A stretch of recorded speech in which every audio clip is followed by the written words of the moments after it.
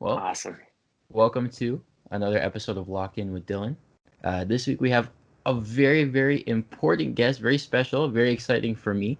This is the founder and CEO of Iridium Sports Agency, one of the fastest growing and most popular MMA agencies on the market right now. Representing over 250 athletes. Is that right? Globally? Yes, Is that sir. Yeah, and Yes, I think sir. you guys Yeah, have been around globally. for Yeah.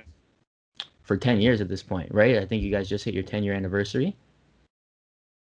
Yep. Wow, and with not only just a wide array of fighters, but one that just fought for the title, for the flyweight title. So Correct. this is huge, right? This is huge. So welcome Jason House to the very second episode. We had the first one with Maurice Green. I have to give him a shout out because I know he's going to be watching. He set the bar pretty high, and I know if I don't tell you that, he's going to come at me later and say, "Listen, man, the bar was set pretty high. Let's see how this goes." So no pressure, but following up Maurice is Awesome. going to be a fun one. But listen, man, how's it going? How are things? Man, things are great. Got another week of fights. Excited to be out here in Vegas. Finally moved here and got all settled in. So it's been going good. Yeah, I mean, I'm excited. Like I said, 2 seconds ago, I'm really excited to do this with you because we've kind of been working parallel for a little bit for a long time. Yeah. Haven't Yeah. been able to talk face to face, one on one for to date. So that's why I'm excited to have this and just to talk to you for the first time. But like I said, I'm really familiar with the company and all the things that you guys do. So that context, I think, is going to help with this conversation. Um, you know, I like to start from the beginning. Kind of tell me about your origin story. Like I know the general aspects of what happened and how you got to where you are, but telling the audience and especially informing me like where it all started from jump. Like even before you usually take it in an interview, like what were you like as a kid? What brought the interest that you have today? Like really get into like almost like the very first episode of like a comic book, like the first chapter. Like take me there and then we'll go from there. Okay. Okay. So yeah, I mean, growing up, I was really always involved in sports. I lettered in football, wrestling, and baseball in high school. I really loved wrestling. And I got a scholarship to play baseball. So I played baseball for 4 years. Um, I just kind of missed the camaraderie that had come along with being a part of it. So at the time, there was Team Oyama was right next to the law school that I was attending in Costa Mesa, and that's where I started training. And training there, I met Colin Oyama and Jiva Santana, who have been, I call them like my fight parents. They've been so influential in my career and kind of guiding me and kind of giving me my foot in the door. And also at that time, there was an agency in Huntington Beach, so I started interning there as well, kind of learning the ropes and kind of figuring out what I wanted to do. And then when I finished law school, I kind of went to my pops and I just told him I was like, Dad, I really want to try my hand at this. If you don't mind, I don't want to take this law firm offer. I want to start a sports agency and start representing fighters. And to my dad's credit, he was just like, you know what, son, I think it's a great idea. That law firm job will always be there. He was like, give it 2 years. If it doesn't work out, at least you tried, and at least you'll never have to look back at that opportunity and think shoulda, woulda, coulda. So really, I feel very blessed because my father was a very huge piece of the puzzle early on. My dad owned his own business for many years, became a cop. And so he kind of I actually learned a lot after that first year of law school. I learned so much about just business in general, how to run a business, how to operate a business. And so what I was doing was I was, working from 9 to 5 as an agent, and I'd work at Outback Steakhouse from 6 to 10 to kind of fund the Mhm. company. So I did that for the first 2 years, and I think it took off. How old were you when you decided to not pursue the law school stuff and or go into the law firm and start the company? Like what age were you at when you had that conversation with your dad?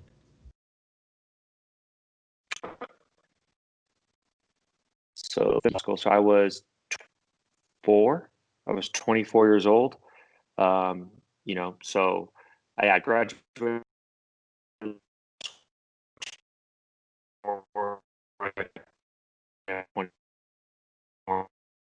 Well, it's a little choppy right now. It's a little choppy right now. I don't know if it's on your side. Hold on. Hmm. Are you seeing me okay? Yes, sir. Okay, yeah, we'll push through it. So, I mean, like, it's interesting, right? Because you have this opportunity to go to law school, right? Which is something that I think is like a great aspiration. Like, it's hard to get there. It's not easy, right? It's not like any other job Yeah. where, you get accepted and you're like, okay, now I can weigh my options. Like, for a lot of people, like, that is the goal. Like, that's part of one of their end goals is like, okay, get into law school, pursue that. Was it a hard decision for you to make to pivot into being an agent and running that, or was it just something that came naturally to you where you said, you know what, this is what my gut is saying, I'm going to dive into it, or was there a bit of like an internal process of balancing, like, do I take the risk and jump into this, or do I hold on to what's safe? Like, how difficult or easy was that decision to make? Because I think for a lot of people, especially with the times that we're in now, a lot of people are trying to balance, like, do I take the risky route that could pay off, or do I keep it safe, especially when jobs are scarce? And there's a path you could take, path A or path B, and I think a lot of people could probably Yeah. benefit from your mindset, on this. Is how hard was it to make that choice, and what were some of the elements? I know you said your dad's support was definitely one of them, but that played into that choice of ultimately choosing the passion over the reason, maybe. So it's funny because I do consider it a pivot step. It's funny you say that. Private, and I had worked at this private firm. So I basically had public sector, private sector. I experienced both, and I didn't feel fulfilled. And that's a really scary feeling when you've Mm, done 7 years of school and you're not fulfilled. You're like, dude, what is going on? I thought I was going to be serving and giving to others. That's what yeah. my life goal was to do, and that was not happening. So when this agent came and spoke to my school, I literally was calling him every day, like, bro, I'll take out your trash, I'll wash your car, I'll do whatever you need me to do. I just need to see if this is it because at this point in time, I'm training MMA. I'm with Colin and Jiva. I love this sport. I could tell you everything about this sport. I'd watched every UFC. I went back from UFC one on. I was obsessed. And so when I found out that there was agents in this game and started interning at this agency, like it was like if there was ever a divine moment in my life, like I remember coming home to my dad, like, Dad,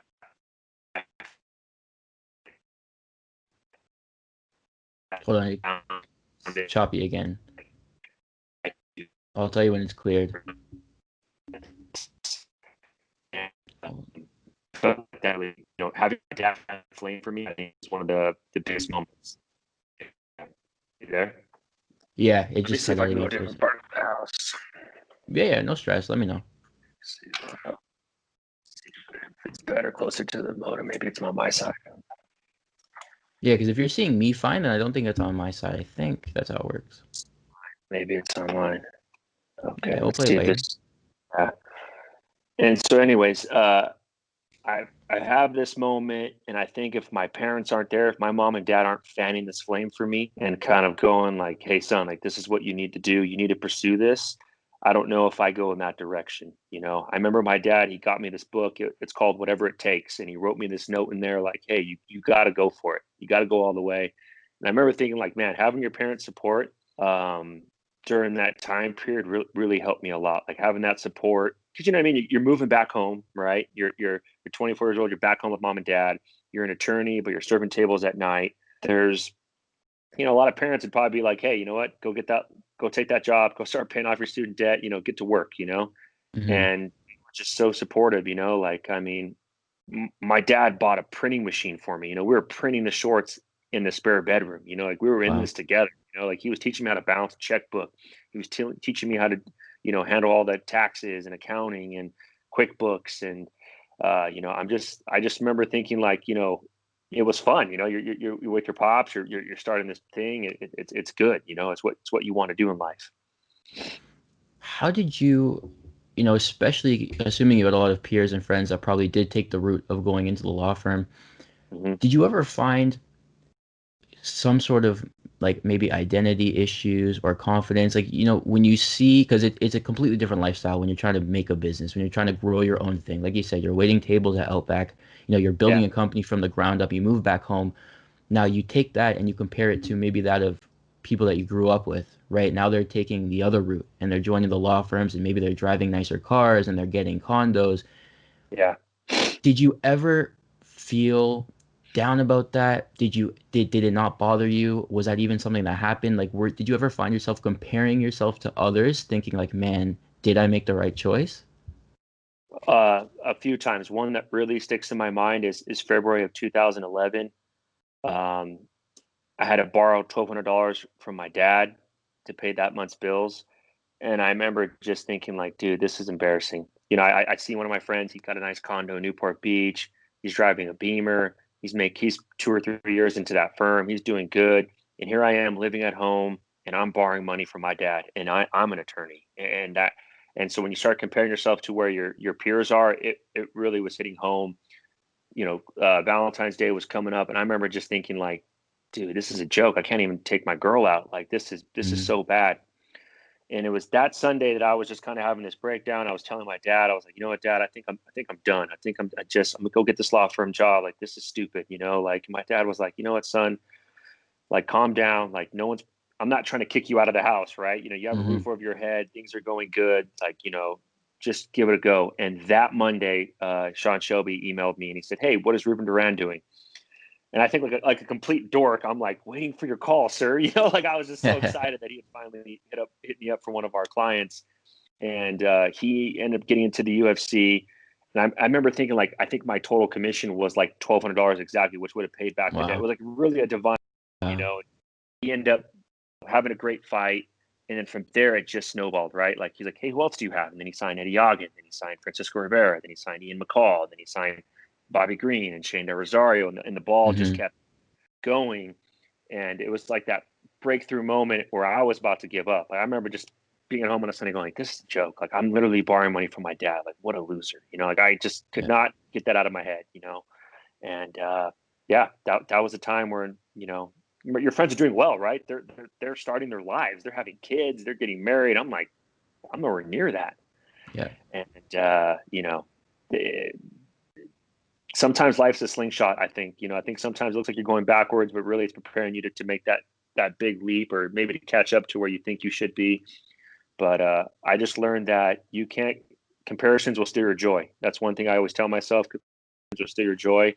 And so now I just focus on me, where I'm at in my journey, and I'm lucky I have a good group of people around me that help me to do that. Yeah, well, thanks for sharing that story. I think that's super powerful to hear, because it's true, and that's why I asked, is because I figured, you had the opportunity to go into an industry that, is a pretty like lavish way of living for most people, right? You go into law, like Yeah. it's hard, but being a lawyer, doctor, like those are things that people really strive for, especially when they're little, and there's parental pressure and stuff there. So to turn that down, I'm sure that there were a lot of comparisons there where you see other people kind of living that lifestyle, and you go, fuck, like Mhm. that could have been me, right? But at the Yep. same time, you're building something for yourself. And, at the end of the day, it's always better to build something for yourself than, to spend that same time building it for others. It just, Yep. it's that mindset of doing the work. And I think sometimes we don't see that, especially with social media and the day and age we're in where entrepreneurship is being popular. I think back Yeah. in the day, entrepreneurship was a thing, but it wasn't really like that popular of an idea, right? It was just Yeah. maybe for nerds or people that understood things that other people didn't. But now we're kind of in this like pop culture entrepreneur phase where people are building companies left and right, right? And you never Yep. know how successful something is because of how people post, right? And Yep. there's more of the lifestyle of luxury and the private planes and this and that. But at the end of the day, anyone who's built a business knows it is those late nights at Outback Steakhouse. It is asking your Yep. parents for money, moving in. It's not the way that we perceive it to be, which is why I think a lot of people end up giving up early, right? Yeah. So, what would you say? Because I know in terms of the audience that we have, it's a lot of athletes, a lot of professionals, but also, a lot of entrepreneurs. What would you say to those people that feel like the way that you did in, 2011 February, where you're like, fuck, I don't know if I can do this, right? It just seems like it's one wrong move after another compared to my friends. It seems like they're living a lifestyle that's better than mine. Like, did I make the right call? What would you say to those people that are in a similar spot that you were at that time? I would say go all the way. Go all the way. I don't think you'll ever regret giving it everything you got. And I remember that my dad one time, he told me, he said, son, listen to me. It's never the result. It's how you handle the process. If you honor the process and you give it all you got, the result will not matter. Whether it fails or it works out, You'll have peace at night. You'll never have a bad night's sleep. He's like, listen to me, son. The results are going to be great some days. They're going to be horrible some days. But if you honor the process every day, you'll go to bed and you'll sleep like a baby. He's like, just Mm, take this one thing from me, son. Give it everything you got every day, and just do this. And he said, look, you're living at home. I'm not in a rush to get you out of here. He's like, just keep hustling. Like, who knows? You might have a big breakthrough. And when it did, it was like the most awesome phone call to my dad. Like, Dad, we won the bonus. Or yeah. that Sean called me. He's going to sign another athlete of ours, and it just started going. And uh, you know, I miss those days, and I think that's another thing I would tell them, is just to enjoy those moments, because those are the moments you look back on, and you're going to realize, like, man, how much fun was that? You're just being a Yeah. trailblazer. You're just making your path in this world. Like, you're not working for someone's dream. You're literally blazing your own path for your dream right now. You're really after it right now. And I remember thinking, like, I look back on it now and I smile. Those are such fun times. I'd be in that Hmm. little bedroom just grinding away, hitting up companies, and like, I miss it. It was awesome. I Hmm. wouldn't trade it for the world. Do you think being an athlete and having that athletic experience gave you the tools that you needed to handle that type of pressure and to have that kind of more patient outlook on life and understanding that it kind of is what you make it? Do you think being an athlete and having those tools help prepare you to build this company? I definitely think it does. I always tell people, I think the two things that helped me build this company were being a competitive athlete, being a part of a collegiate team that was won and worked hard and accomplished goals as a unit. And my family raised 25 foster children growing up, Wow. and my parents taught me what it meant to serve and to give to others. And that's what I think life is about. So that lesson helped a lot. But I also feel like when you have all walks of life in your home growing up, it taught you how to handle different backgrounds, different cultures, different ethnicities, and to understand and come from a place of love and come from a place of diversity. And I think that helps me to relate to our athletes today, that I'm used to putting myself in their shoes first before I make a statement or give an opinion or advise their career. I feel like too many times we we listen to respond. We don't listen to learn. And I think when you have people from different walks of life coming into your home, and they're your brother and your sister, you listen to learn. You learn more about them, and you become a better person for it. That's a good point. And I mean, you brought up an interesting point that I've heard a lot of people make, and I think, I want to touch on that a little bit too, which is, you talking about those moments where the struggle was there, the grind was there, but at the end of the day, like those are some of the best moments, like you said, like being crammed in a little space. And the funny thing is you can't really get those back, right? You can't really get those moments of when you were really struggling and grinding back. And, I've heard that from a lot of different people. And I think what I take away from that is just to appreciate every moment, right? I think Yeah, sometimes we overthink and we overstress about getting to a certain place. But yeah, the reality is, if you do the work, you're probably going to get there. And once you get there, you're not going to be able to have the grinding part and that type of hustle the same hmm, way, right? Maybe you get yep, an office and those are the things you've been dreaming of. But then when you get an office, those memories of hustling from like a small desk in the corner are gone. So it's about enjoying every moment and not trying to rush time. I mean, that's something even I learned from my parents. My mom used to tell me the same thing, like never wish away time, right? uh, Even from little things, let's say it was, because I live up here in Canada, and the winters are pretty brutal. So sometimes it'd be like January and you're like, fuck man, like I can't wait till March, when like the snow's yeah, gone. Even something like that, you'd be like, don't wish away time. You never know what's going to happen. And it's true. yeah, So, I try to take that with me now, even now when the snow's coming, it's getting colder and you kind of want that summer back. I just keep telling myself, don't wish away time because you never know what can happen, within those moments. And it's an important lesson. And I think same thing with me being an athlete, you learn that time goes fast.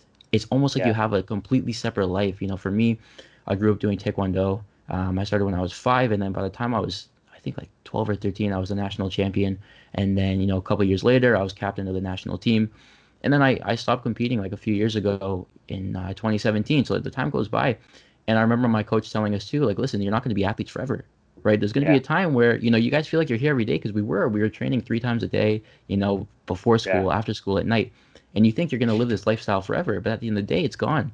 So when you look back on it, it's like, man, did I really make those moments count? Did I make the most out of it? You think about yes, all the places you've traveled, even you, right? Same thing for me. yeah, I was traveling to compete everywhere from Dubai, Taipei, Spain, like everywhere you can think of. But when you look back on it, you really, you fly in, you weigh in, you compete, and then you leave. You're not really Yeah. like, maybe you have a day afterwards to kind of like enjoy the country, but it's not like you're Yeah. not there for vacation, right? And the time that you're there, you're pretty much cutting weight anyway, so you can't really enjoy it or eat anything. Mm-hmm. Maybe like the day of your flight, you can spend some time in the morning. So it really is like, did I make the most out of it? So now, taking the other step into my journey as a business owner, entrepreneur, I find it was important for me to tell myself from the beginning to enjoy the small wins, because as much Yep. as you want to look ahead and see this company grow and develop, the small wins, you're never going to get that feeling back of your first client, Exactly. right? Of your Yep. first win, of this and that. So,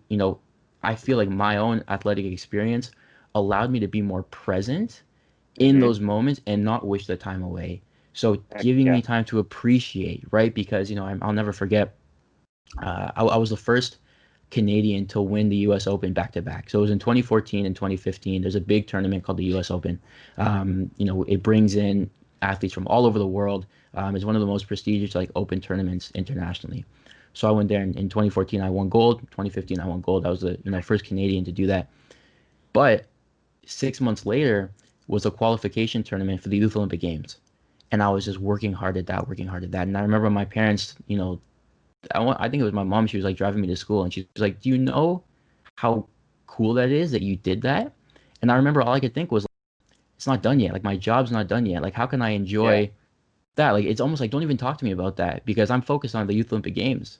You know, U.S. Open is what it happened in the past. Like I'm not done, and I didn't allow myself to really take a second and just say, man, like I did something really cool. And I think Yeah. I'm going to regret that moving forward. And I think a lot of athletes do. And I tell my guys, taking a moment to stop and reflect doesn't take away from your forward momentum. And I think that's where a lot of athletes get stuck. A lot of athletes feel like, Agreed. if I take a second and I look back and I'm grateful, it means I'm not hungry. It means I'm not pushing forward. I always need to have Mm-hmm. tunnel vision.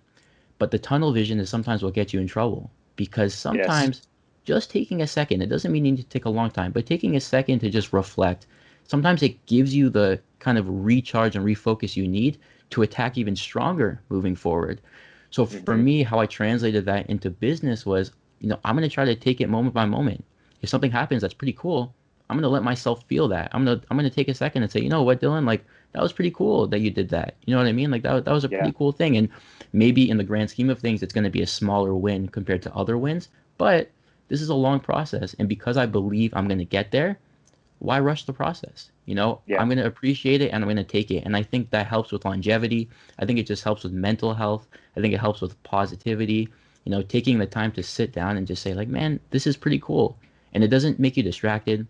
It doesn't take away from your forward progress. But I think anyone listening that, can relate to what me and you were saying, it's Yeah. take a second and enjoy the process. You only get it once. You can't go back to those early phases. Once you make it, you make it. You know what I mean? Yeah. You can't go back to those early stages when it was hard. And that's where all the good stories are. So take each one at a time and go from there. And I think that, was an interesting take. No, I Um, think what you said is amazing, and it's funny you say this because I was listening to Coach PJ Fleck, the Minnesota football coach, talk the other day in a press conference, and he said, you always celebrate a win. You never let that moment go by. You always take the time to give that win what it deserves. And it's funny because what you're saying right now is just 100% spot on. I can think of so many of my athletes that are just like, "That's great, on to the next one." You know what I mean? It's like, yeah, hey, like let's take a moment and just digest this moment because it's such a it's, every step of the journey is valuable. Every step in the journey is worth remembering and celebrating. And I think you said it. Couldn't have said it better. You nailed it on the head. mm, it's a good point. Talk to me about like just starting an agency, 101. I mean, like it's an interesting industry because it's super popular, but it's not really something that you grow up wanting to be Mm-hmm. necessarily. What were things, obviously there's a lot of things that you expected, but were there anything that you didn't expect that when it came across, like, oh wow, like interesting, like I didn't expect this. Let me attack it. Like, was there anything that came up through this process that you didn't expect? I didn't expect it to be such people skills. I Yeah. didn't expect it to really come down to just really being people don't care how much you know until they know how much you care. Like that's really, I mean, it really came down to relationships. When people say like it's not personal, it's business, I think that's complete crap. I think business is Yeah. completely personal. I think you only work with your friends. You only want to do business with people that are like-minded, that you like and get along. I mean, look at your industry. I think a lot of our athletes are turning to you because they can really connect with you on a personal level. It's not just straight business. That doesn't mean nothing. Hmm. Like, and when I learned that, I thought, okay, I'm going to be this professional guy. I'm this attorney. I'm 24. I'm mature. I Yeah. mean, yeah, that stuff helps, but what it comes down to is my ability to love and care for them, my ability to serve and give to them. And it's funny. You kind of have a sense of like, okay, I've been through law school. I should know something. And then when I got to business, I learned I don't know Hmm. anything. I'm starting from from nothing, and it was a great learning curve, and there were some growing pains for sure in that. But I'm really thankful for those opportunities, and I'm thankful that my dad would always relate a lot of lessons to like to my growing up. He would say, "Hey, son, remember when we brought in your brother into the home, and remember he wouldn't listen to us." He's like, "When did he start listening? When after 2 weeks of me just saying, 'Hey, I love you. You're not going anywhere. I'm going to keep caring for you.'" Like it's like, oh, that's right. Like Hmm. little life lessons are coming back forward, and you're realizing that it's all the same in life. It's how you treat others. And Hmm. yeah, that was definitely an eye-opening experience for me, just learning that business is personal. That's an interesting take. I mean, I'm glad that you say that because I think more people need to think that way, right? Because people can sense it when the relationship is a little bit cold. Um, you know, People have just natural people skills, right? That's Yeah, sometimes the first thing that you pick up. You pick up someone's energy, and a lot of yeah, times you'd be surprised. Well, you wouldn't be surprised, but the audience would be surprised that when it comes to choosing an agent, man, like it a lot of times it comes down to just who you vibe with, who you yeah, like better. Listen, a lot of people can get you a t-shirt deal. A lot of people can get you free supplements. It really does come down to how do I connect with this person, right? yeah. And that's a huge thing is those people skills. And you mentioned, the way that I work with the athletes and especially your athletes is I try to take that approach as well. I mean, you look at like sports psychologists and people with, PhDs and all these things. And, I've seen them too when I was younger. And I mean, the thing that I always thought was like, this is great, but there was always like a little piece missing. I think, especially in the mental health industry, people are scared to be themselves because it's more of like a doctoring profession. You know what I mean? You want to be Yeah. objective, you want to be scientific, you want to be empirical, you want to take your emotion out of it. And I just don't think that's the way to do it. And for me, even though I'm a lot younger than your average mental coach and all these different things, my experience in that world allows me to bridge that connection, right? So Hmm. it's different. You could take someone that's read 100 books on performance, but at the end of the day, if they've never had to walk into an arena with people cheering their name or booing for them and, feeling those gloves wrapped around their hands, there's only so much you can connect. You know what I Yes. mean? The 24 hours before when you're cutting the weight and you don't want to talk to anybody and you're watching the Food Network because it's the only thing that can keep you, optimistic. These are, you see, these are the little things that you just can't learn from books. Yeah. So when I talk to the athletes, I try my best to fill that gap with personal experience to show them that I can connect with them, that I've been there, right? So not only Yeah. is it like a coach athlete relationship, but it's almost like a teammate to teammate relationship. And I'm Yep. okay with that because at the end of the day, I look like them, I sound like them, I'm similar age to them. And instead of looking at that and saying, man, like maybe I'm not qualified for this, I say this is a great opportunity to connect because it's Yes. hard to connect with someone that's much older, hasn't really been in there. So, for me personally, I kind of took that as, what, this is something I can see as a challenge or I can see as an opportunity, right? I'm going to Yeah. connect with these athletes on a more personal level, and I'm okay with that. Yeah. Um, it's interesting. You said, you're a huge fight fan, huge UFC fan, watched it from the jump, and now you're in the industry. So it's a funny question, but what was your first moment, if any, of being almost starstruck? Like, did you meet someone that you were like, man, I can't believe I'm meeting you for the first time? Or because I'm sure there's a lot of athletes you come in contact with, a lot of people in the industry. Did you ever have a moment of feeling like, man, this is real life? Ooh, I have to think it was meeting Anderson Silva. Jeez. I think when you met the Spider, you're like, oh wow, like just because growing up, he had just started that tear. I think it was like 2008. Yeah, I think I met him in 2011, so he was like in prime of his career, and meeting him was just really like, wow, like I think he's one of the best to ever do it. One thing that's I've always loved about this sport is just when I meet a lot of the people that I grew up watching. they've always impressed me. They've never let me down. Like what you perceive them to be is how they were. And I think that's a Hmm. great thing about our sport and our industry is just, how down to earth the athletes in our industry are. It's a great point. It's a humbling sport. It's a very, very humbling sport. And I was Yes. talking to one of my athletes like a couple of years ago, and he said, fighting is different. It's humbling because if you lose, there's a good chance that you got beaten up, right? It's not like another sport where if you lose, you can blame it on this or Yeah. that and walk away and have an attitude. Like if you lose, you probably got choked out or knocked out or something. Like there's Yeah. always that underlying foundation of you have to be humble. And the training is Hmm. really hard. It's really vigorous. So I think, that's a good point is when you meet these people, they do live up to expectations because you see them as their true self. It's not necessarily like a movie star, an actor, a singer where they put on this facade and you're hoping that they live up to the character that they've built.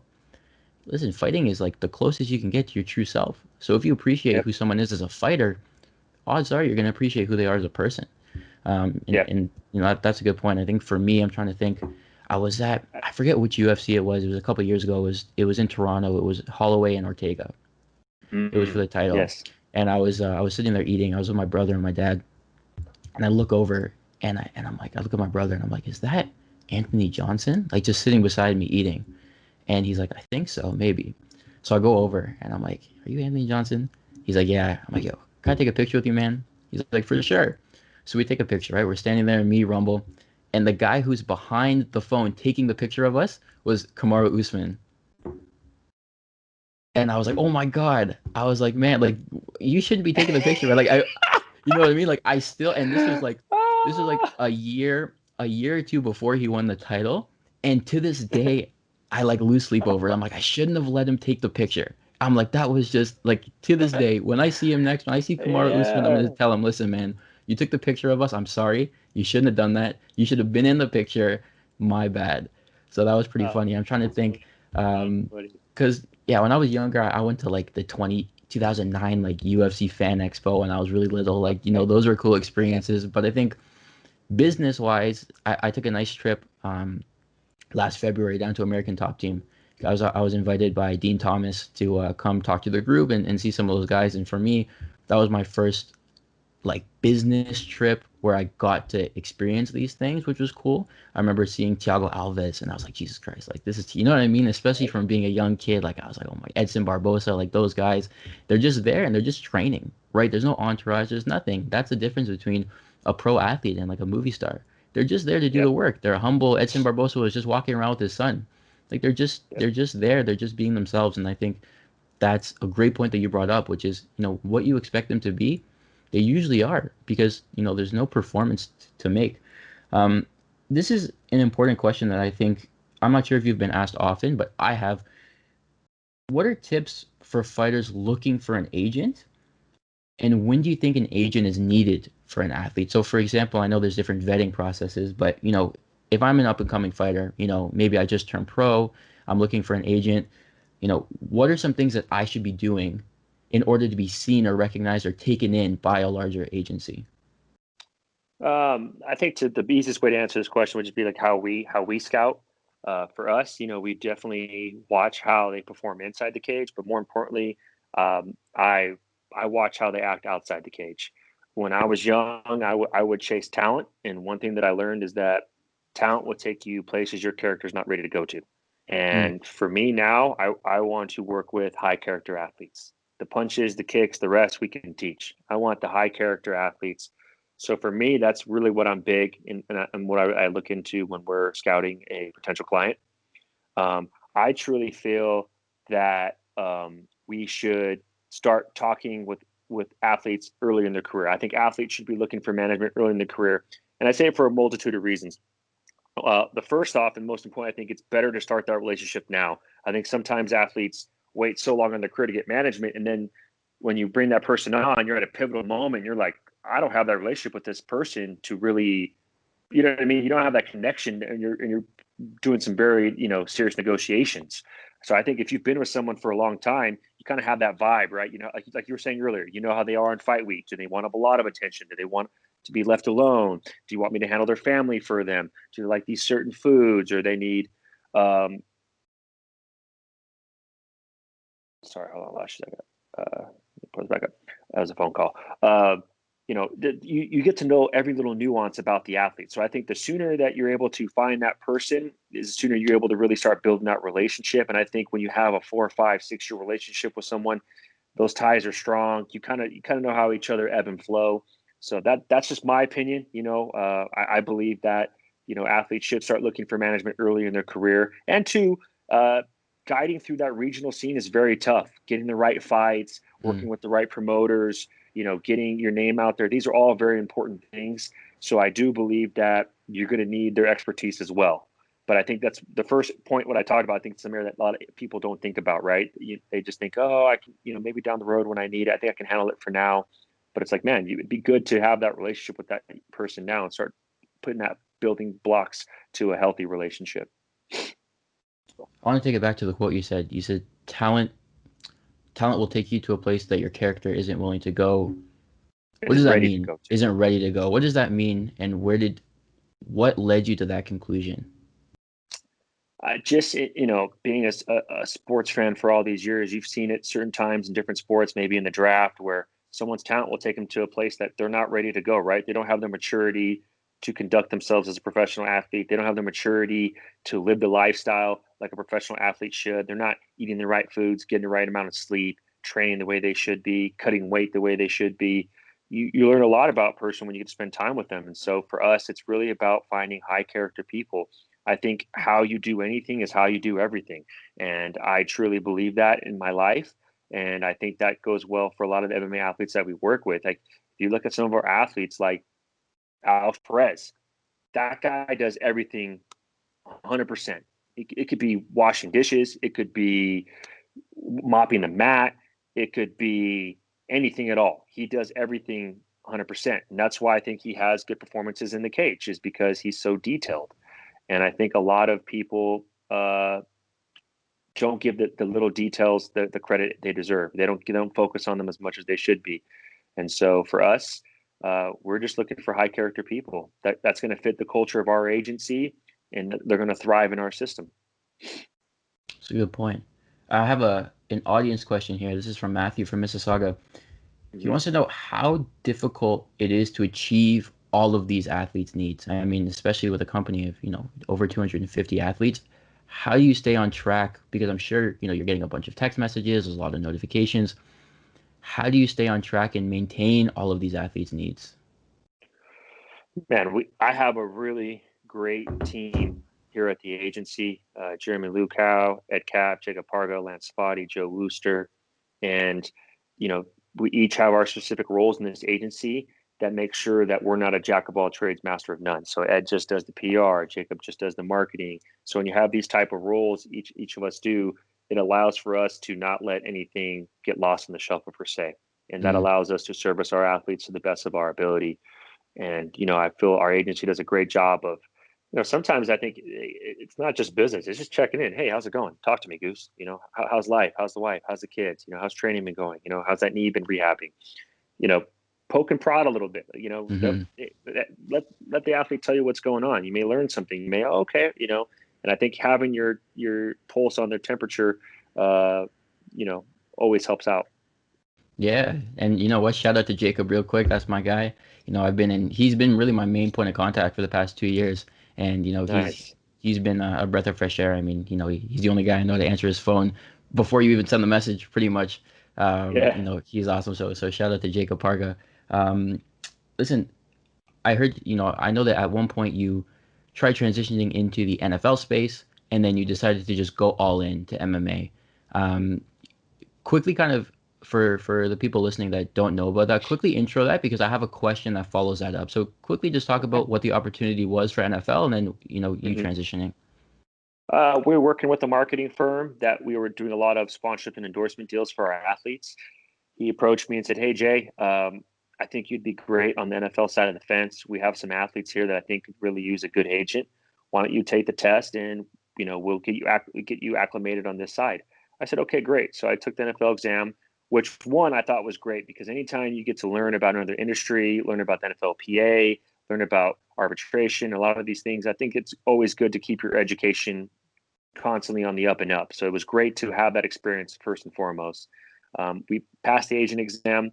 started working with some NFL athletes. This is like 2016. So at this time, we may have 10 to 15 athletes in the UFC. Well, Right. 2017 comes around, Contender Series comes, and I felt like Contender Series was our calling card. I've always felt like that's a show that's built on prospects, and we're the ones that are really grassrooting and building prospects up. I felt like it was our coming out party. We had, I think, believe 15 on the first season. I believe we had 30 on this season, and so I just felt like it was like a breaking point, right? Everything just popped, and Right. at that point, I just had to sit down and be honest with myself and just say, "Hey, do you want to be a jack of all trades, or do you want to be a master of one?" And I talked it over with the team, and they were like, "Yeah, let's go all in on MMA. This is what we're passionate about," and we just transitioned back to fully MMA. So, because I heard you talk about that before, and I think that's an interesting thing because I don't know if a lot of people could have the discipline to make that call. I think nowadays everybody wants to have their hands in kind of as many pots as possible, and people are focused on growing and building and developing. And sometimes that gets lost in what gets lost in translation is kind of like your core values and making sure that you're giving your best version of yourself to your athletes. And it doesn't seem like it was that hard of a decision for you to make, but it takes discipline, to be able to say, what, I have an opportunity to branch out into something else where there's probably, you know, there's good money in it. The athletes get paid more. There's probably a little bit more kind of like popularity that comes with it. But just staying disciplined and saying, what, it doesn't feel right, at least for right now. Let's take these chips and put it into the MMA. So, was that just an easy decision for you to make and you didn't feel like you kind of wanted to expand and have your hand in different pots, or was it just something where you're like, what, this is naturally what I'm good at, this is what I'm going to stick to, I'll come back to the NFL? Was it just an easy decision? Was it natural to do that, or was there a part of you that felt like, man, it's always good to kind of have opportunities elsewhere? Hmm. I think you nailed it on the head, where like your gut's kind of telling you, like you know in your heart that this was the right decision. I remember laying in bed with my wife, and I'm just like, man, I need to see this through. This is what I started. This is the footprint I have in this industry. I need to go all the way here. And with that being said, too, I mean, you have clients like Bobby Green, Chris Sociago, some of these long-term clients, right? Louis Smoka, and it's like, I'm going to finish the journey with them. These guys have been with me since day one. It's time to go all in. And part of me is like, I wanted to see how great we can be, right? And it's really put all the chips on the table. Like, let's do this. Let's I think off that first Contender Series season, we had quite a few contracts, and it's like, man, this growth is happening so fast. Uh, I think life kind of led us down that road. Interesting. You know, it's been an interesting year, with the pandemic and all these things. It's been tough for a lot of athletes, a lot of business owners, a lot of things that people aren't sure about, right? Mm-hmm. Scheduling, organization is tough. What have you found? I want you to kind of answer this from two different perspectives. What have you Okay. found on the business side that you found either from yourself and your team or even that you've seen others do that kind of created success business wise through the pandemic? And then what have you found from your athletes in terms of what athletes did well that helped them perform afterwards? Because I'm sure, out of all the athletes that there are, there's some that handled it really well, there's some that handled it poorly. Talk about the athletes that came out of it stronger. What were the habits that they maintained? So that's kind of the athlete side, and then on the business side of, what were the things that were done either from your team or things that you've seen from others that allowed you to come out stronger on the business end. What did you say earlier that your mom taught you? Don't wish time away.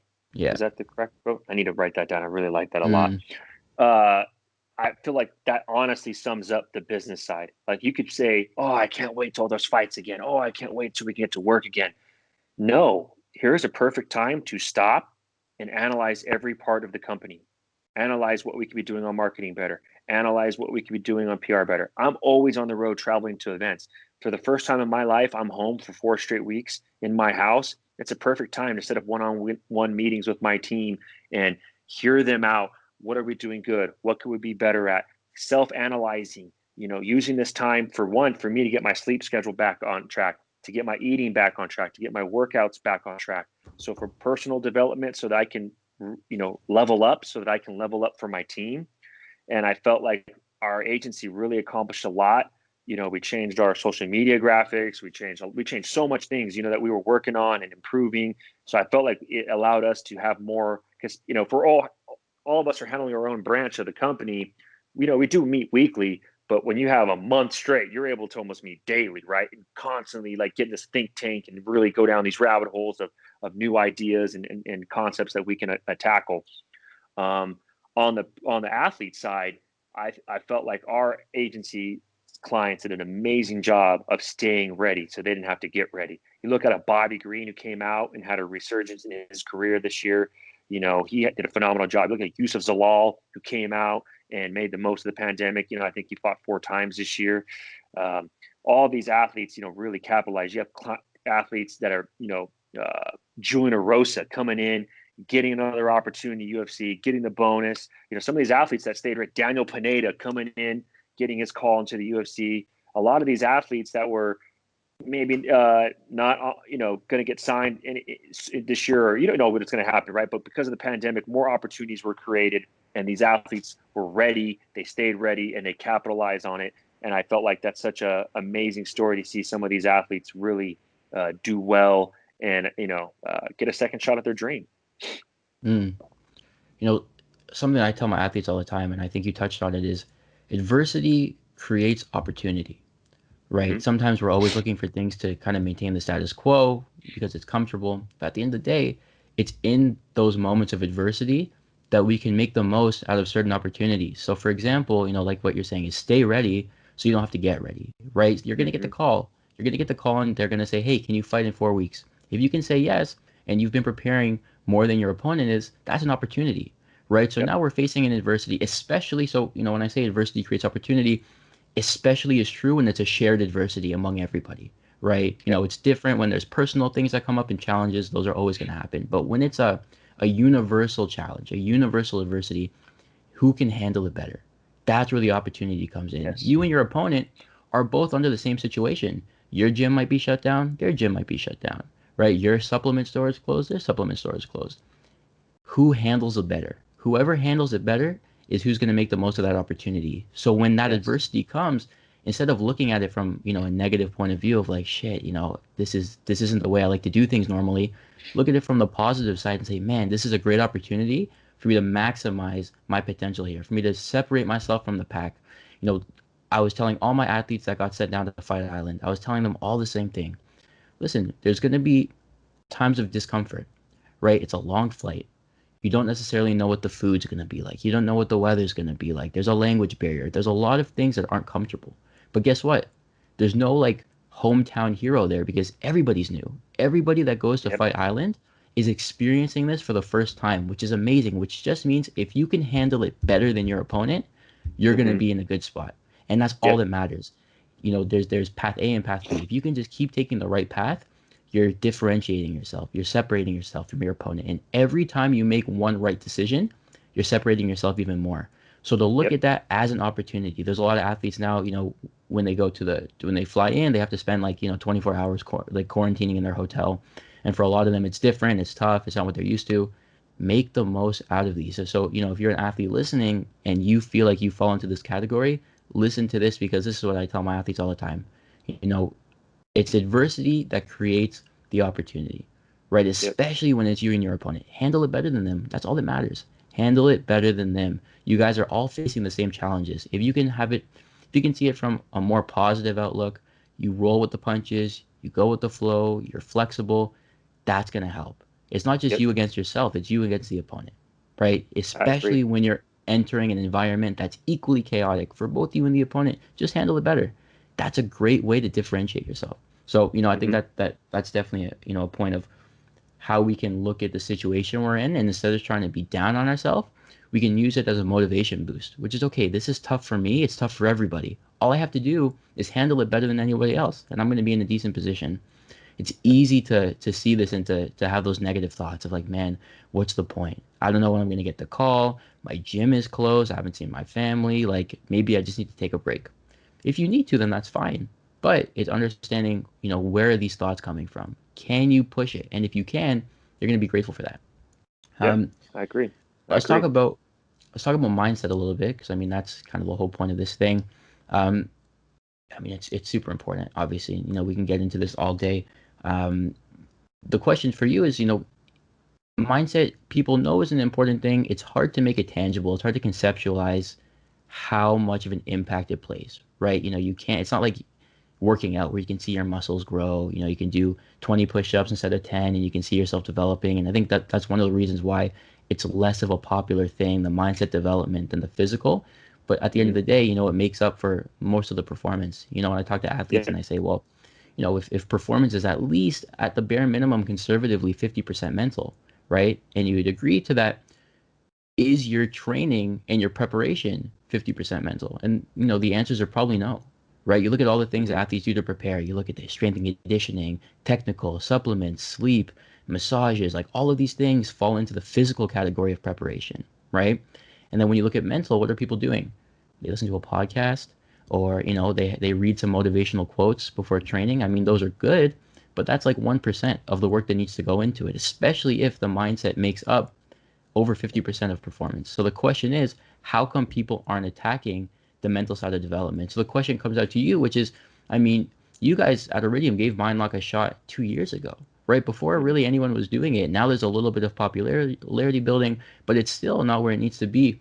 What was it, at least from your point of view, that made you say, you know what, I want to give this a try? This isn't something that we're used to working with. This isn't like any other clothing brand or supplement brand where, we know the ins and outs of the industry.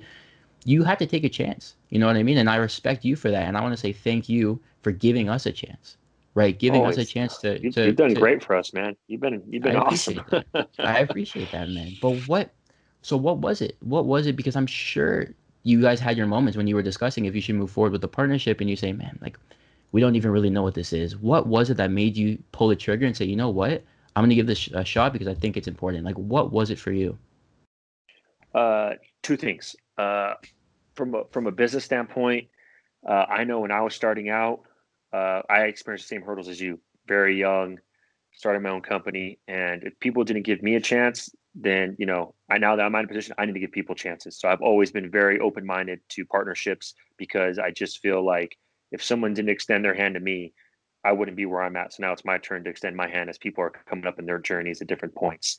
Uh, and secondly, I feel like what you're doing is amazing. I think talking about mental preparation is such a huge part that we don't go over. That mindset is everything, and I'm lucky playing at a where I played college baseball. The coach would literally spend hours in the classroom with us in the beginning of the season instead of on the Mm, field, like discussing visualization. That's a really big part of my life to this day is visualizing the yeah. day, visualizing my meetings, visualizing my training, and kind of walking that road once, like kind of doing a test run before I go race the race. You know what I mean? Hmm. And I just had always had good vibes with you. I always feel like I connected with you, and I just you have pedigree, you have experience, you you've done what they've done, and I just feel like our athletes need to constantly analyze their minds. I think what you were just saying a moment ago is so true. Like, hey, enjoy that flight. As long as it is, enjoy it, make the most of it.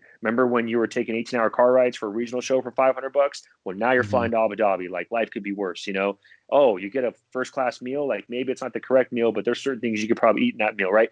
I feel like if you're right, if you make put one good moment and another good moment, and you start chaining these good moments, by the time Saturday comes around, that energy of that week is right. You're going to perform well, Hmm. where if you have one negative moment and then you lead that, it's like a chain reaction. It starts Yeah. funneling. My dad used to always tell me, like, son, I know when you were going to have a bad game or a good game. And I used to be like, I don't know, Dad, you're my best friend. I don't know if you really know that. And now as an adult, my wife will call me and say, hey, how's it going?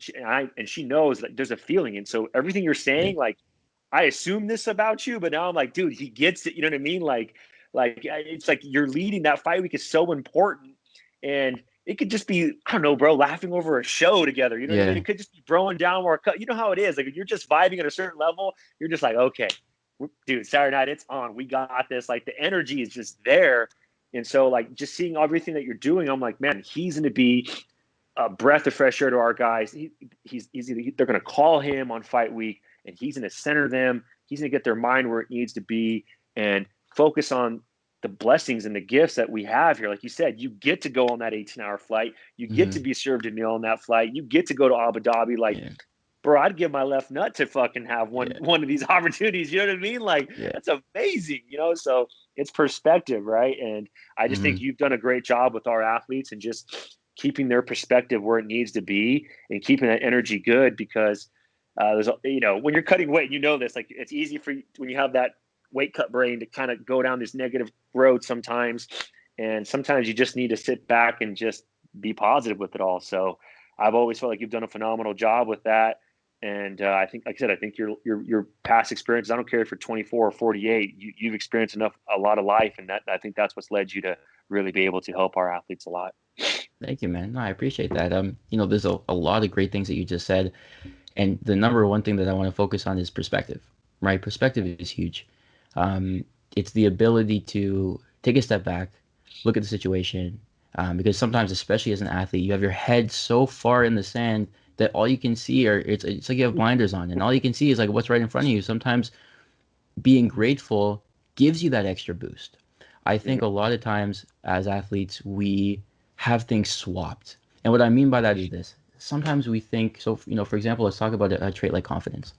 Sometimes we think, I need to perform, I need to execute, I need to make a name for myself before I'm allowed to feel confident, Oh, that energy, right? yeah, How can I walk into the gym like I'm the top guy if I haven't even won a fight? And that's the mindset of a lot of people. They say, I need to earn the confidence through my performance. But yeah, at the end of the day, the reality is it's swapped. If you feel confident first, odds are you're going to generate the performance that you want. If you walk into training with your head up, with your chest out, it doesn't matter what you've accomplished to date because you're giving yourself the opportunity to feel confident heading into your fight. And I think gratitude and perspective are one of those things that need to be flipped. Sometimes you think, okay, when this is over, then I can take a breath and I can be grateful for what happened. But at the end of the day, like we just said, sometimes it needs to be swapped. Maybe you need to feel the gratitude first in order to yeah, have the energy to push forward. I was just talking to one of my athletes last week, and I told her, I said, listen, everybody's looking for like confidence. Everybody wants the secret to this and the secret to that. A lot of the times, it just starts with gratitude. Same thing with motivation. People are like, man, how can I be more motivated? Well, number one, be grateful, right? If you can wake up and say, you know what, this is amazing. The life that I'm living, the opportunities that I have. It doesn't matter the challenges that are in front of you because if you start your day with gratitude, the motivation is going to be different. You know what I yeah, mean? But sometimes, like you said, you get so lost, your head's in the sand. I remember I was on a flight to Taiwan for the final leg of the qualification for the Youth Olympic Games. So at that point it was like 2014 or 2013, and we had a Canadian qualification. So basically, it was a fight off. All of the top guys in Canada come together, and it's a fight off. Number one, the person who wins it all qualifies for the final leg of the Youth Olympics. So that was me. So what happens from there is, you fly out to Taiwan, and now it's not just everyone from Canada, because now I represent Canada. It's every country. Every country sends their top guy, and the top eight qualify for the Olympics. And I remember I'm sitting there on the flight. I mean, at this point, I was like grade 10. Like, this is like like I was a young yeah, kid experiencing things that other people hadn't done. And I remember like all I could do because I'm cutting weight. I think it was a 14-hour flight to China and then another 4 hours to Taiwan. And I'm cutting weight. And like I was like 16, but I was cutting like 20 pounds. It was a lot. And I was on the flight and like they keep bringing food. And like all I had the energy to do was just go like this, like, no, no, no, because I just couldn't eat. But in that process, same thing. I was so worried about dwelling on all the negatives. I'm like, man, this is such a long flight. I can't eat. Like there's a language barrier. Where am I going to train? Like all these different things. And at the end of the day, like I was going to a place that I had never been on the other side of the world, yeah. representing a country that I'm so proud to be representing. And I think the results for me would have gone completely different if I took it from that mindset. You know what I mean? Hmm. So perspective is huge. Perspective is such a It's major everything. thing that we 100%. Um, that being said, what what's a message that you would tell the athletes? So I find a lot of agents, a lot of coaches struggle with relaying the message to their athletes that the mental game is an important thing to develop. I think it's something that can sometimes feel like a challenge. It's like, how do I bring this up without offending the athlete? I've had that before where an agent has told me or coach has told me, like, I get what you're saying, I agree, but I don't want to hurt their feelings by telling this athlete that, hey, you need to develop mentally, or this is a good thing for you. Now, for me, that always bothered me, that kind of point of view, because it doesn't mean that you're deficient in anything. And I think that's the biggest misconception about mental training, is that if you're training your mental, it means that there's something wrong. I'll DM athletes all the time saying, hey, this is the program. And sometimes they'll say, well, thanks, but I'm already mentally tough. Okay, cool. Floyd Mayweather is already a great boxer, but he still has a boxing coach. You know what I Yeah. mean? You might be a Yep. brown belt in jujitsu. You still have you still grapple with the coaches. So for some people, sure, it's about developing skills that they don't have or that they want to, increase and strengthen. But for most people, it's just about strengthening these things. It's about challenging yourself to think in different ways you haven't thought before. It doesn't matter if you're the most mentally tough person on the planet, having a coach to challenge that and to put you in different situations and to develop different aspects of that is just as important. So, I don't know if this is something that you've had to do, but even Hmm. just thinking of it off the top, how would you relay it to an athlete, if there are athletes listening to this right now saying, this is interesting, but I feel like I'm tough enough.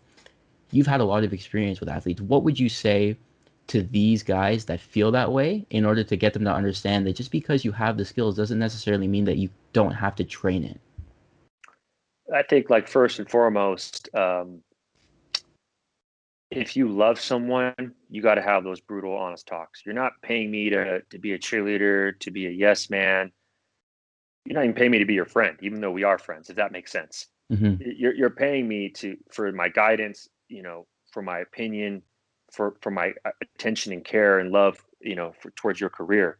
So for me, I've never shied away from the hard conversation.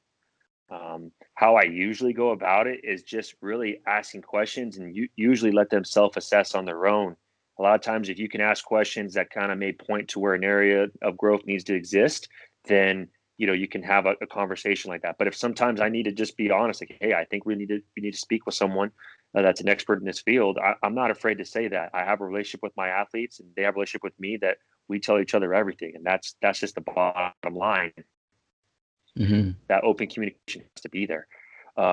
Secondly, I keep it simple. I don't think it's like I avoid this whole, like, it's, I'm tough, I'm macho, I can't have, I avoid all that. The brain is a Mm-hmm. muscle, in my opinion. You work every other muscle in your body. You need to work the brain. Yeah. That's the truth. And fighting, to me, is so mental. You need to be able to have discussions with someone that's not an immediate circle, that can kind of take a step back and help you to self analyze. You were just talking about perspective. I had a good friend that I really lean on a lot, and he kind of told me, like, man, Jason, I could go 3-1 a night, right? Have 3 wins, one victory, and it would ruin the whole night. The whole night's ruined. I wouldn't go out with my wife after. Like, I would just, it would kill me early on. And I needed help mentally digesting that loss, and how to process it, and how not to come from gratitude and ruin the moment. We all need help at certain points. If you think you've made it, you've accomplished it all, that's when failure is coming. And this sport, as being a sport of evolution, you have to constantly evolve. And I think that's why I feel like a lot of our athletes have been open to mental training, because they understand that everything has to constantly evolve. It's just the way it has to be. And I think, especially when you're dealing with a tough loss or something, you need to be having that education and that training to kind of get your mind back to where it needs to be successful. So I don't. I think you're tough for doing it. I don't think it's like, Mm-hmm. oh, you know, I'm not doing that shit. Like that. I think that's not going to work in this day and age. Mm-hmm. I mean, I think 100%. better do it like GSP. I mean, I believe he had a sports psychologist. I mean, he had a mental coach. I mean, a lot of the top athletes do, and I think there's a reason for that. Mm-hmm. Yeah, for sure. I mean, there's definitely the traits that you build, right? Things like confidence, motivation, visualizing, self-talk. But there's also the underlying things that are even more hidden, like just building awareness, right? A sense of awareness of just, what did I do today? I mean, you'd be surprised. The number one thing that I get all my athletes to do from day one is get a journal, get a training journal, and after every single session, write in it. Doesn't have to be long, doesn't have to be detailed, but write something. And if you're not a writer, no problem. Take out your voice memos and say it to your phone. But you have to do something after every session to distinguish it from the others. Far too many times, and you train, this better than anybody else as well. You've been there, where you finish a hard training session, you're like, oh man, I'm tired. Like, I just want to go home, right? You're in the car, you're listening to your music, you get home, you have things to do, you shower, you cook, whatever it is.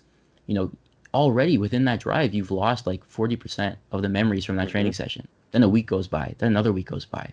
You know, to assume that we're going to remember all the lessons that we learned through every training session is impossible.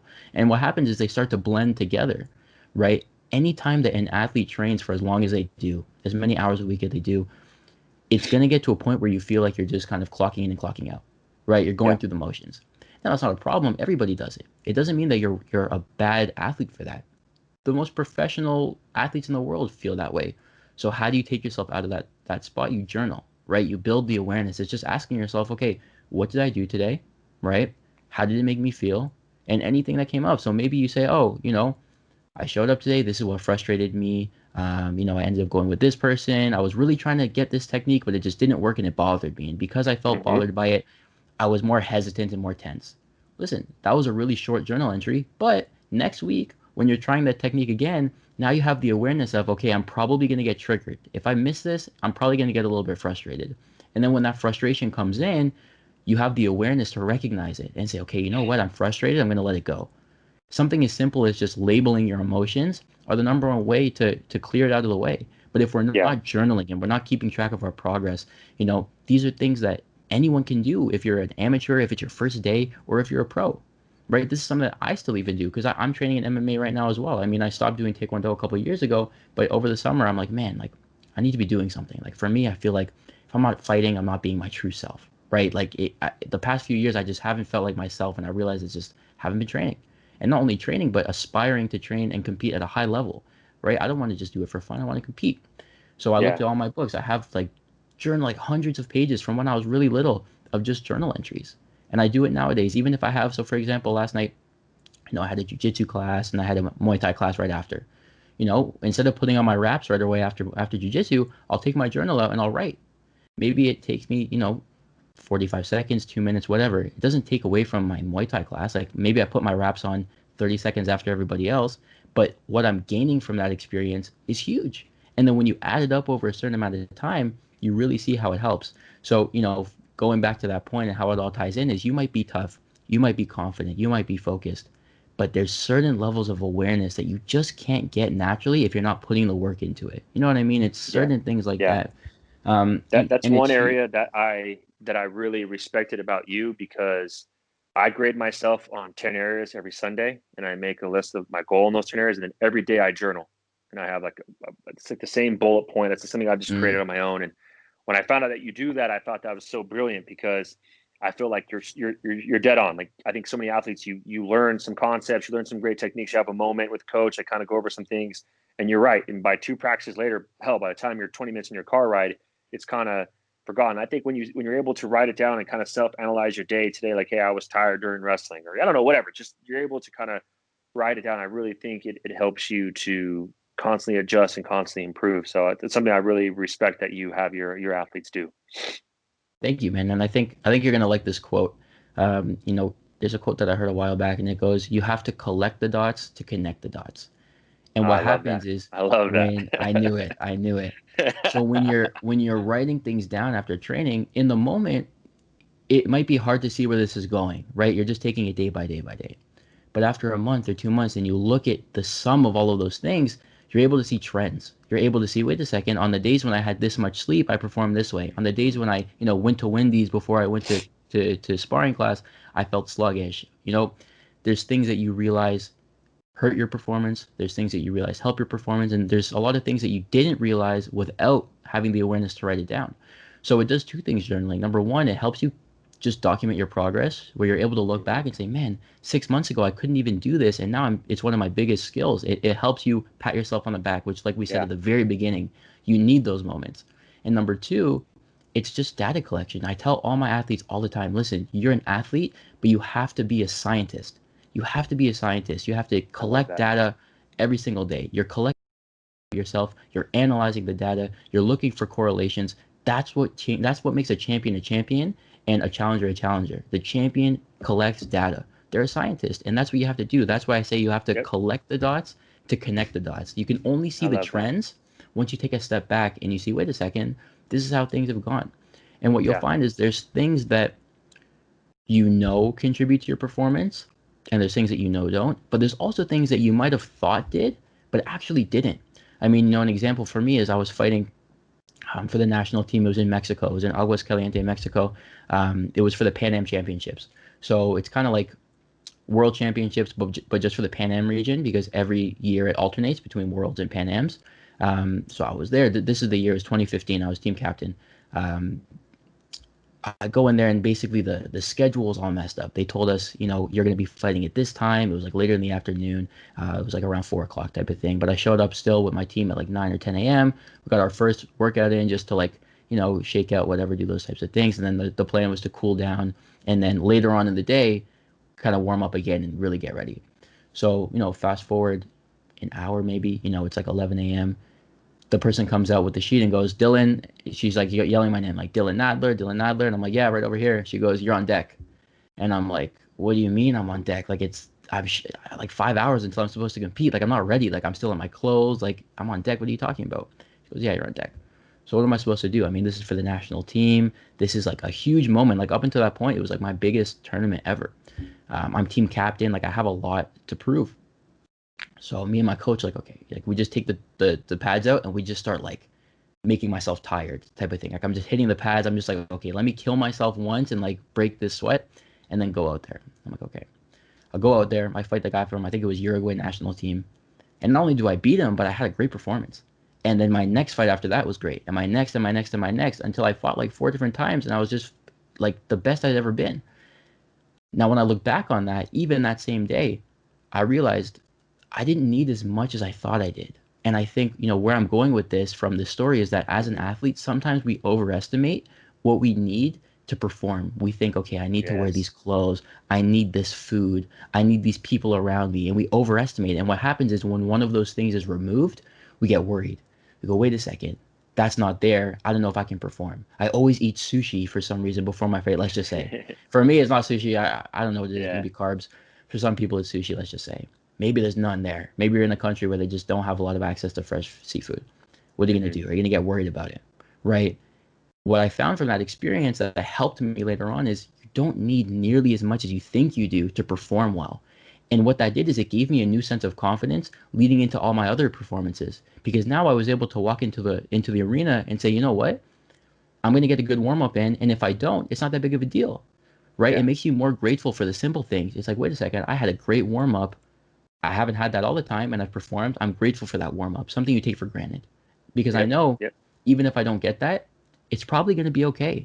And I think that's where a lot of athletes have it mixed up is all the work that you do leads you up until that moment. There's very little that can take you off of your game that's not mental, and that's where the mental side comes in. Yes. I Physically, agree. you're 100%. prepared. All the work that you've done to get yourself to that point, you don't need nearly as much as you think you need to perform. That's why a lot of times, like I said before, people get anxious when they don't have all of those moving parts. Hmm. You could You're right, simplify though. it It's completely. only mental that can take you off. I never thought of it like that. That's really true. That's so It true. is. So the question I have for you that leads into that is, you spend a lot of time with your athletes in the final stretch, right? In the final stretch, like last couple of days, last day, that being said, that the importance of the mindset, why do you think not why do you think that is, but have you witnessed that? Have you experienced that with stories of just how it is the mental game that takes you into the last 24 or 48 hours? Have you found times where there have been challenges that sparked up and it's been a mental resiliency or a mental toughness that was able to get them over the hump at the end? Because it's true, all of the physical preparation, listen, within fight week, you're not going to get any faster. Let's be honest. You're not going to get any Yeah. faster. You're not going to get any more explosive. You're not going to learn a new submission. You have what you have. But it's the mental that really comes into play now. It's if you're going to go in there and your max effort is maybe an 8 out of 10 performance, if you've been working on the mental, you might be able to squeeze out a 9, right? If you come in there with a 7, maybe you could squeeze out an 8, right? Yeah. That's really where it comes into play. So, how important is mindset in the final stretch? And do you have any stories of times where that's come into play? I feel like mindset is everything in that last 24 to 48 hours.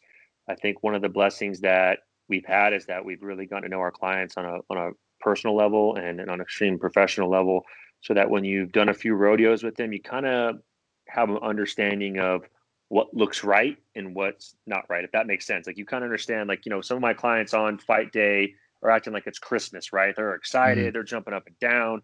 Some of my clients are very somber to themselves and quiet. Some of them are scared. I got some clients that cry before a fight.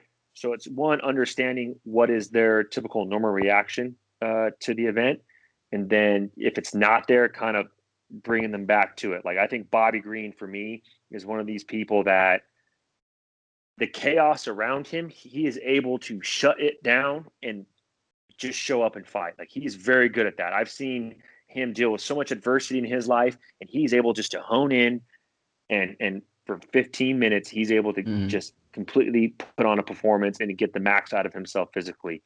um, and it's crazy. Like there's guys like Henry Corrales who barely warm up. Like he is such Yeah.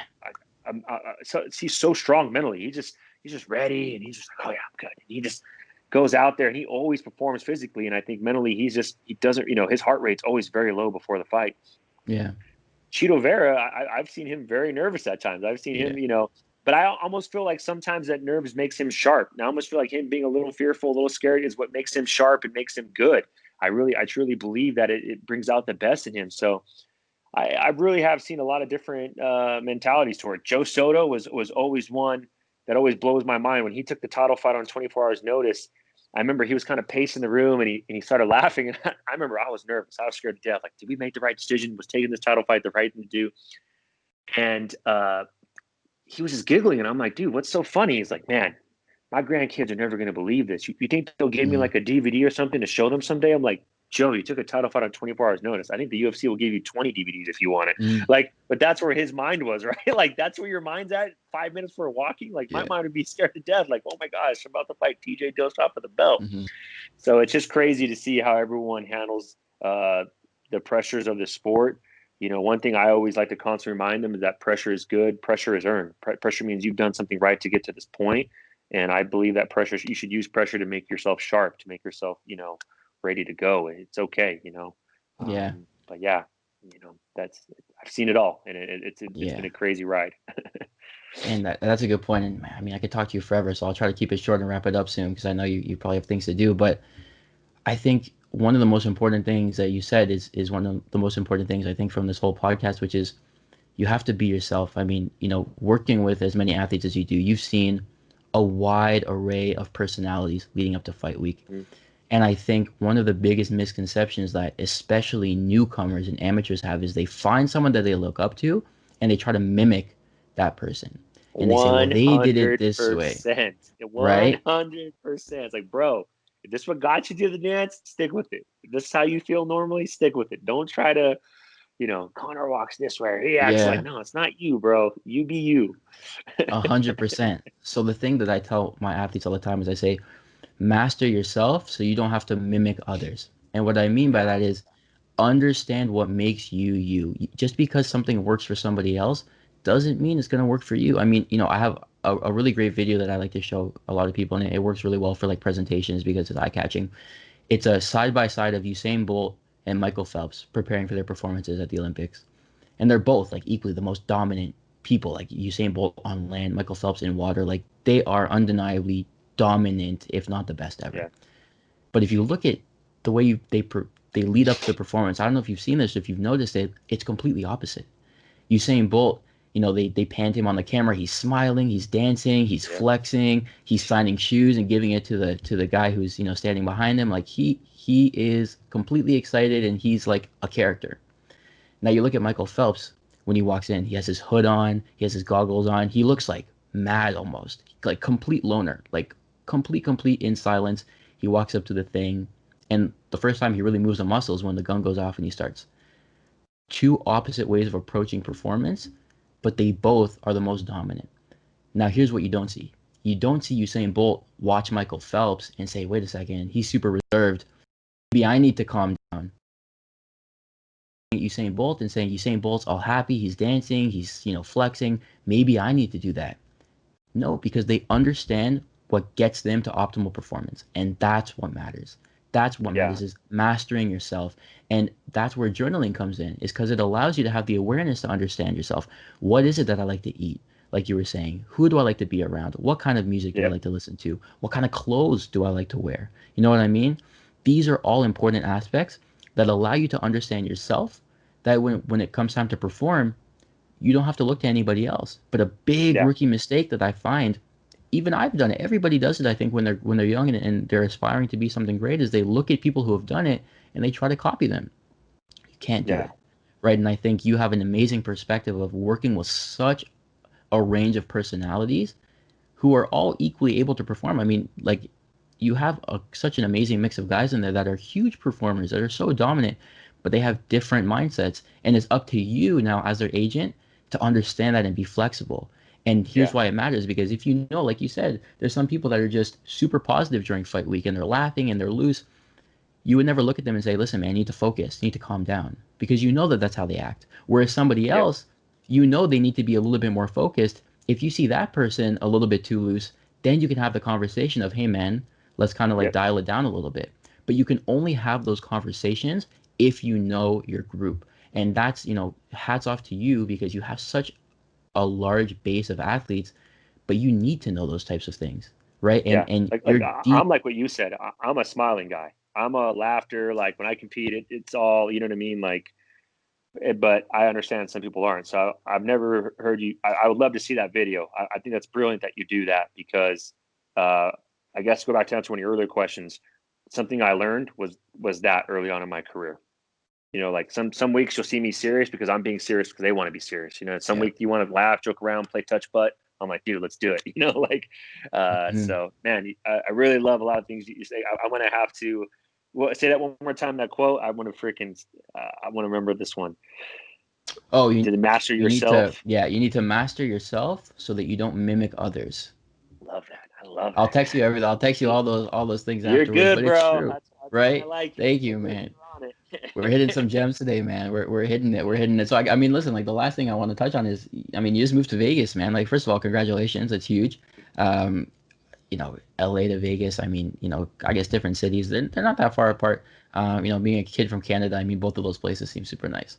But, being in the like the fight capital of the world, I mean, I'm sure it helps with so many different things, right? Just being grounded, being at home, having the ability to, check in with a lot more athletes, less travel. Like, what played into that decision? And I know you just kind of moved, but how have you felt already now that you've been there? I think it was kind of the next step, say from leaving, the NFL side of the fence, going fully MMA. This was the next step, no pun intended, going all in, right? Like here it Right. is. Here's my life's calling. I don't want to leave any stone unturned. It's time to go all in. Let's burn the ships. Let's do this. Let's go 109 right in. My wife was in. I was in. Let's make this happen. It's best for our athletes.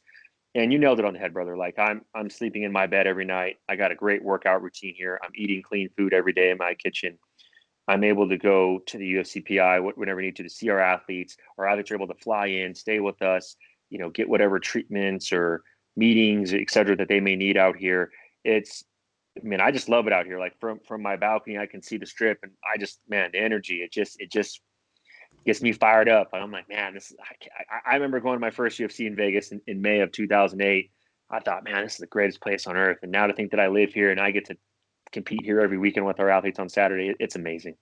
I love it. Yeah, I bet. I mean, like that's huge. I mean, even just like the excitement that you have talking about it, I think should Yeah. relate to a lot of people watching. Like, this is the place to be. I mean, I've been there a few times. I know, like a lot of times going back to the competition I mentioned before, like the U.S. Open, they were in Vegas most of the time. Like, I think I've been there like 4 times before I was even like 18 years old. Wow. It's a crazy place to be.